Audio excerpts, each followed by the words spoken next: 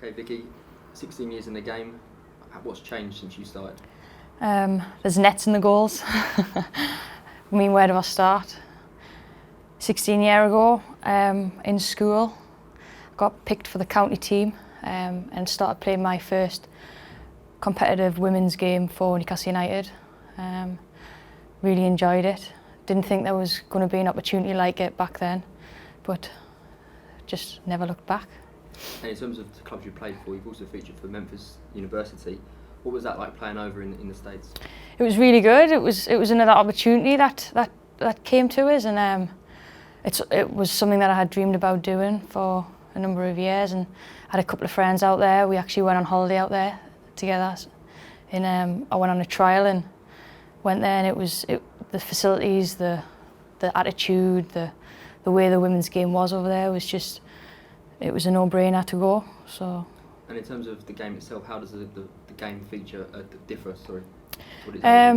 I think it's just well known over there. I mean, you have your big national teams over there, and they do very well in all the sports. And I think that comes down to the university standards that they set over there. And when we train, we trained every day. And if we had to mix class, we would get a tutor in just so we could catch up. And it was all sport focused, and it was really good. And in terms of like your career itself, what's been a major highlight for you? The major highlight would have to be the FA Cup final, I think 2008-2009 season, against Arsenal. That was a one to remember. I loved every second of it. I think I played centre half that game. Our centre half got a red card in the game beforehand, so that I think my name got put forward to go in there, and it was one of the first time I'd played centre half, and it had to be in a cup final against Arsenal. But I enjoyed every second, and it's something that I think will last with me forever. And on the flip side of that, what's been a low light for you? Possibly last season, home game, Doncaster Bells. We had the chance to get promoted at our home pitch, and we had all our friends and family there and supporters who supported us throughout. And it just didn't happen for us that night, and I think that hit us really hard as a team, and I think it took us a few weeks really to get over that, and I think it helped the fact that we ended up getting promoted that season. And in terms of Sunderland's season this year, it's been an unbelievable season. What's it been like to be amongst it? It's been absolutely brilliant. I mean, you can't forget where Sunderland's came from over the years, and it's a team that's had a core central team, and I would say it's sort of like an unconditional love that we've got for each other. It's something that you would have for your sister. I mean, you don't always get on, but at the end of the day, you still love them, and you're still going to put on the shirt on a Sunday or a Saturday or whenever it may be, and you're still going to give everything for it. And I think that's why it's been so rewarding to get where we are now. And the fans have really bought into it as well, haven't they? Yeah. And in terms of Carlton Fairweather's first season in charge of Sunderland Ladies, what's he been like? Carlton's been brilliant. He's came from a high level himself. He's played up there, and he's been on in the professional game. He's carried that with him, and he's been through the academies, and he's all about developing players individually, and I think that's what really comes across. He doesn't just look as the team in winning games. He looks at real individual things for players and how to get better yourself, and it's the tiny detail that not only knowing your own job, but knowing somebody else's and knowing the full team's jobs and their roles. And I think that's what's probably got us the success we have this season, is our organisation and how we've been so organised as a team, and our game plans, and if we're losing we know what to do, and if we're winning we know what to do, and I think that's a mark of Carlton's organisation. Okay.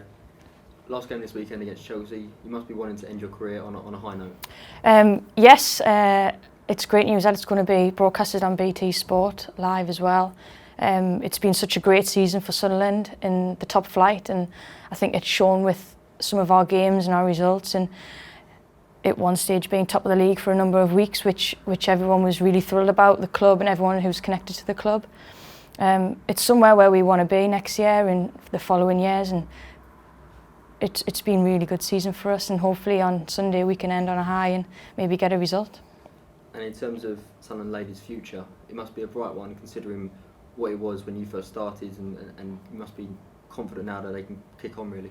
Yeah, I mean the clubs came so far over the last number of years, and I think you can tell that now by the crowds who are coming through the door, and there's lots of people out there who are supporting the women's game now, and it's really helping the game, and it's helping us as a club because people want to come out and watch us, and there's bums on seats, and the Women's World Cup done wonders for us as a sport, and I think it's only going to get better from now on, and it's somewhere where Sunderland really need to be. And for yourself, where do you see yourself going now? What's your route? Have a bit of time off, see how it goes, and I'd still love to be involved in the game, and if there's an opportunity to still be involved in Sunderland, I'd really consider that. There's coaching opportunities out there and things like that, and I'd really like to be able to pass on my knowledge and pass that down to the younger players coming through. Have you got anybody you'd like to say thank you to throughout your career? Yes, there's a number of people I would like to say thank you to. I mean, it's the people who've brought me up, coaching me from a young age. Rob Atkin, who kept us out of trouble but kept us on the pitch and improved me as a player. Mick Mulhern, another one, 6 years at Sunderland, and I had the privilege of being coached by him, mentored by him. I'd also like to thank Mel Ray. She's been one of the best female coaches I've seen and been privileged to be coached under, and I think she's a great asset to the club now. She brings a lot of experience with the women's game into the club, and I'd really like to thank her a lot. Carlton, I think he's been a great asset to Sunderland, and he's helped me this year, and I've probably learned what I could in 3 years off him just playing this season, and I think it's been a real tremendous signing for Sunderland, and I hope Carlton and Sunderland have a good future.